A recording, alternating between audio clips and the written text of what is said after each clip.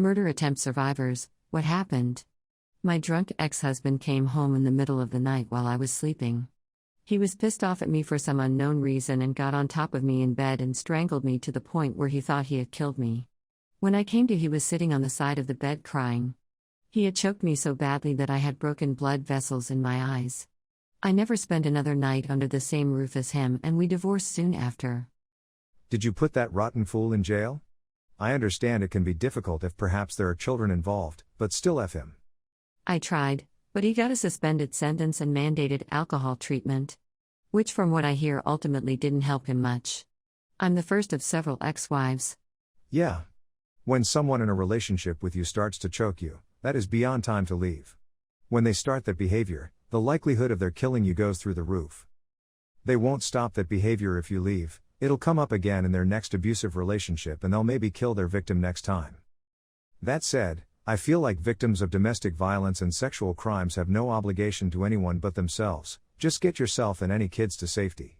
If you can then find the strength to involve law enforcement and if they are interested in prosecuting, and if you can deal with the legal process and if they experience any actual consequences, great. But it isn't the victim's responsibility to ensure that the offender is prosecuted. They've got enough trauma to deal with already.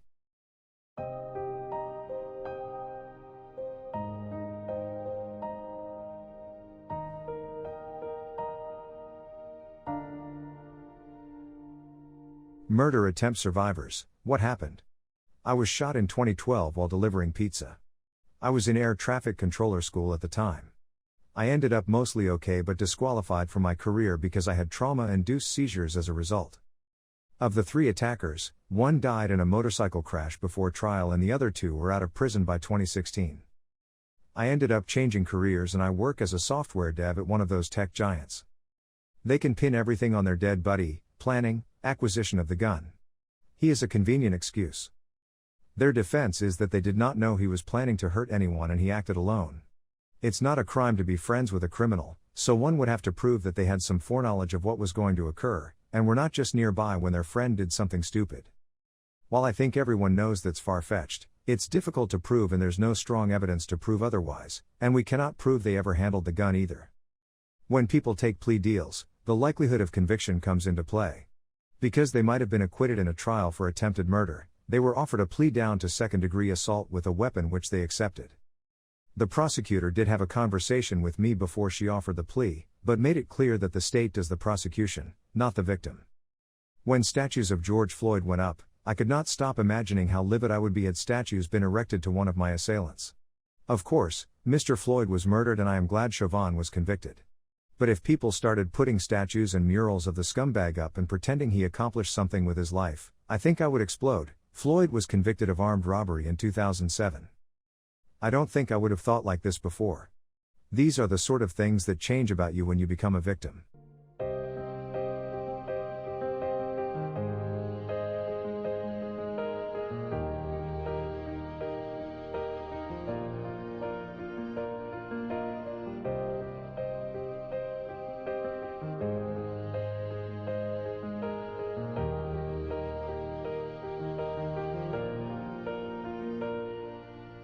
Murder Attempt Survivors, what happened? Not me, but my mom. A man entered her house just before lunchtime and stabbed her and her maid multiple times. He also kept punching both of them while stabbing them. Eventually, he got tired and left.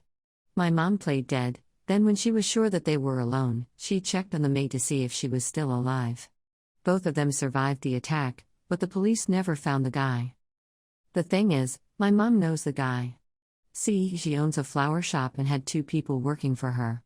One of them is this nice gay guy, and that guy had a boyfriend. It was the boyfriend who attacked my mom, and my mom told me that he was high and was looking for money.